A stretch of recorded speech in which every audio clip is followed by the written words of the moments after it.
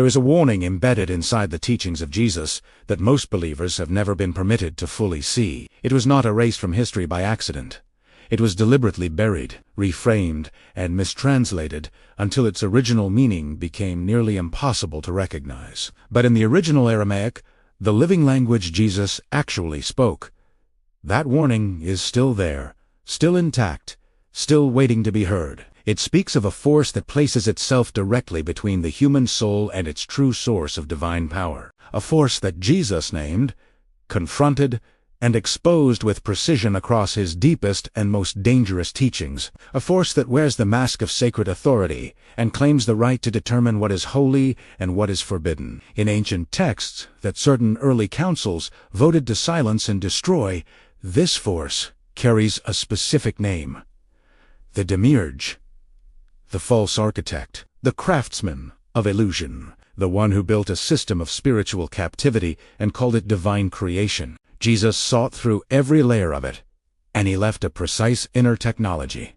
for those willing to do the same. That technology was encoded in a single Aramaic concept he returned to across his most powerful public teachings. That concept is Naphsha, and the moment you understand what it truly contains, the words of Jesus will never sound the same to you again. The concept of the Demiurge is not a modern invention. It is one of the oldest and most deliberately suppressed questions in all of spiritual history. Before Christianity was formally organized as an institution, the earliest followers of Jesus were deeply divided over something foundational. Was the God of this material world the same being as the Father Jesus spoke of with such intimacy and authority? Many of those early believers answered no. They taught that physical reality was not the creation of the supreme divine source, but a construct built by a lesser being, one powerful enough to create worlds, yet spiritually blind enough to mistake itself for the highest power. That being was called the Demiurge. These communities were not isolated heretics on the margins of history. Modern scholars acknowledge that many Gnostic Christian groups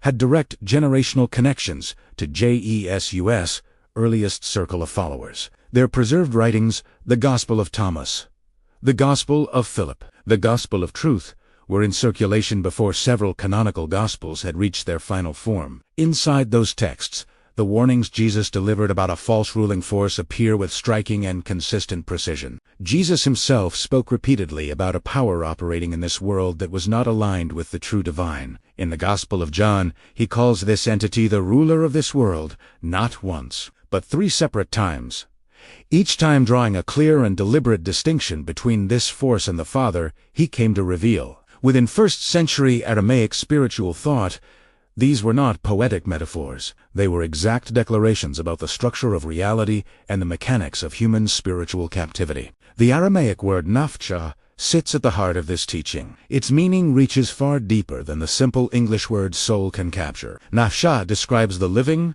breathing, self-asserting dimension of a human being, the part that carries the original divine frequency and cannot be permanently claimed by any external force, no matter how ancient or powerful that force believes itself to be. When Jesus used the word Naphsha in his Aramaic teachings, he was drawing on one of the most layered concepts in the entire Semitic spiritual tradition. The word appears throughout Aramaic scripture in contexts that reveal a meaning far richer than what modern translations have preserved. Naphsha does not mean soul in the passive religious sense. Most believers have inherited a thing that awaits divine judgment after death. It means the living self, the breathing, self-asserting reality of a human being that exists beyond the reach of any constructed authority. The root of Naphsha comes from a verb meaning to breathe, the same breath that appears in the creation narratives when the divine breathed life directly into the human form. This connection is not coincidental. Jesus was deliberately pointing his followers back to the moment before the Demiurge's system of control was established, before religious law, before manufactured fear, before any institution claimed the right to stand between the soul and its divine source. In the breath encoded in Naphsha, Jesus was revealing an original and uncontaminated connection that no structure of false authority could permanently sever. This is precisely why the Demiurge cannot operate through direct force alone. It operates through confusion. It works by persuading the Naphsha that it is small, dependent, and in need of external permission to access what is already fully present within it. Every system that has ever told you that your spiritual worth is conditional, that your access to the divine requires external validation, that you must earn what is already yours by nature.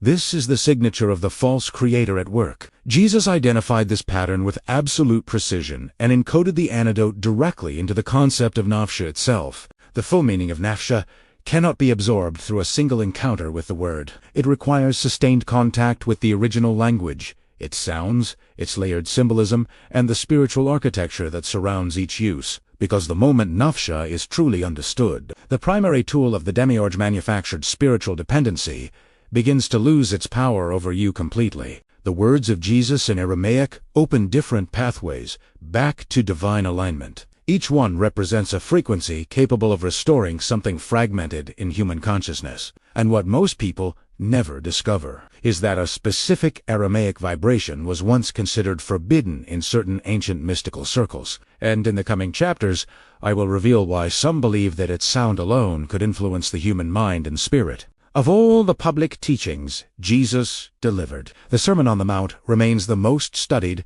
and the least truly understood. Western Christianity has read it primarily as a moral framework, a collection of ethical instructions about righteous living. But when examined through the lens of first-century Aramaic spiritual thought and the Demiurge warning, it reads as something far more radical. It reads as a systematic dismantling of every mechanism the false architect uses to maintain control over the living self. Consider the teaching on anxiety found in the 6th chapter of Matthew, commonly translated as the simple instruction, "Do not worry." In Aramaic, that instruction carries an entirely different weight. Jesus is not merely offering comfort to anxious people. He is making a precise spiritual declaration.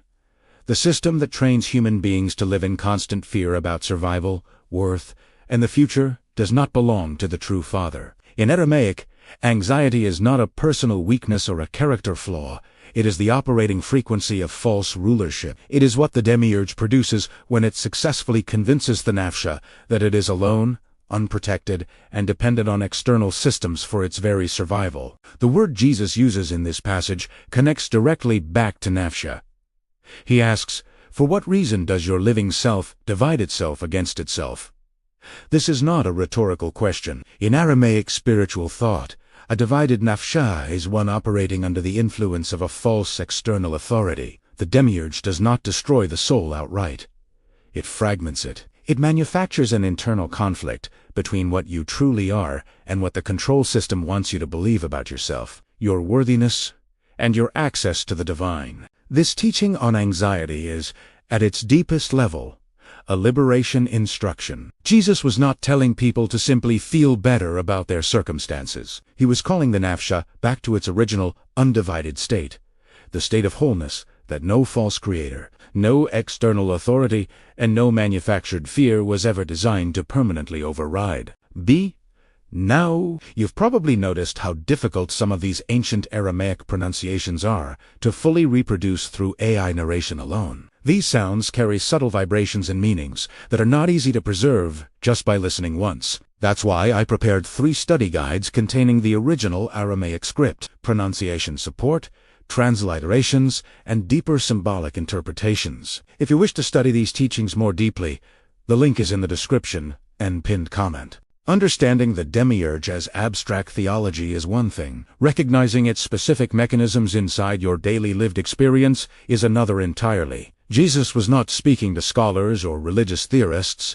He was addressing ordinary people trapped in economic systems, religious hierarchies, and repeating cycles of shame and self-doubt. He was giving them a precise map of the forces that kept them there. Decoded through the original Aramaic, that map reveals something both deeply uncomfortable and deeply liberating. The Demiurge does not announce its presence. It does not arrive as a visible enemy. It arrives as the internal voice telling you that you are not enough, and as the external structure that demands compliance before it grants access to what was never meant to be withheld. Jesus described this force operating through the world's existing power systems, religious law, financial control, social hierarchy. Each one functions as a distinct layer of the false creator's architecture. His teaching on serving two masters is, in Aramaic, a precise statement about the Naphsha, the impossibility of living in full divine self-possession while simultaneously allowing a false authority to define your worth and your access.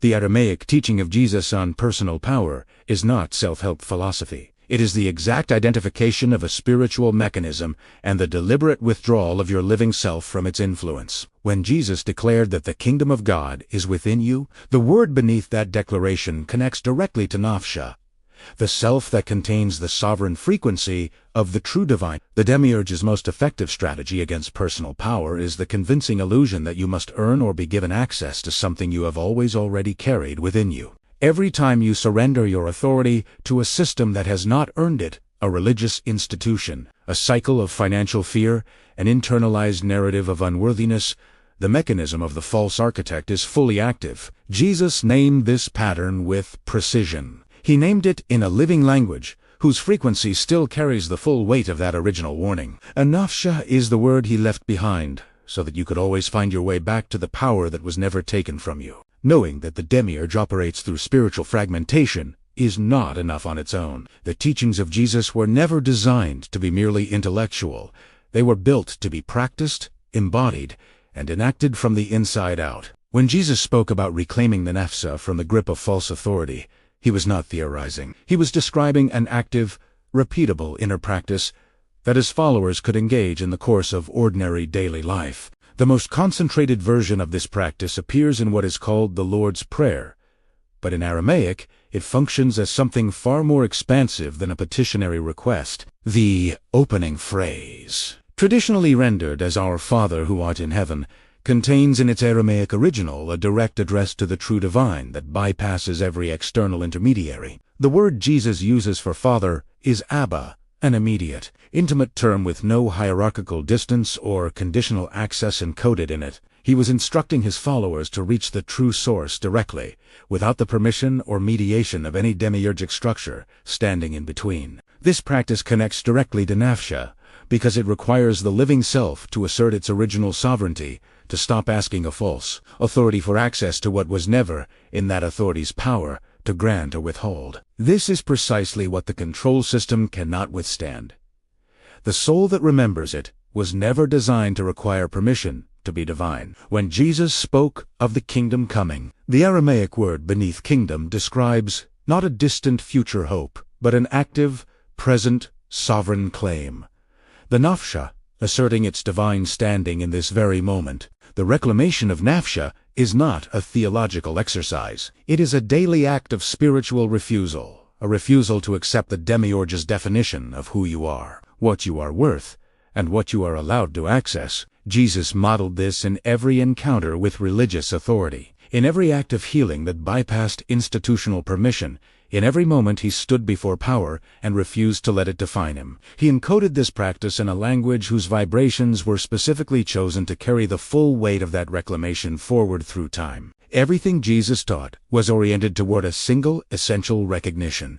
The divine is not behind a locked door. It is not managed by an institution, rationed by a hierarchy, or earned through compliance with a system that was never designed for your liberation. The Demiurge, the force Jesus repeatedly named as the ruler of this world, has always relied on one primary mechanism: convincing the living self that it is already separated from what it fundamentally is. The warning was never truly hidden. It was spoken in public places, on open hillsides, in the center of markets and synagogues, to anyone willing to hear past the surface of the words. It was encoded in texts that survived centuries of active suppression. It was preserved in a language, Aramaic, whose very sounds carry the living memory of these teachings forward. Jesus did not whisper this warning to a private circle of initiates. He spoke it in the open, trusting that those whose Naphsha was ready would recognize it for exactly what it was. The Aramaic word Naphsha is not simply vocabulary from an ancient language. It is a declaration of independence from every false system that has ever claimed ownership over your inner life. When Jesus invoked it, he was affirming a fundamental truth.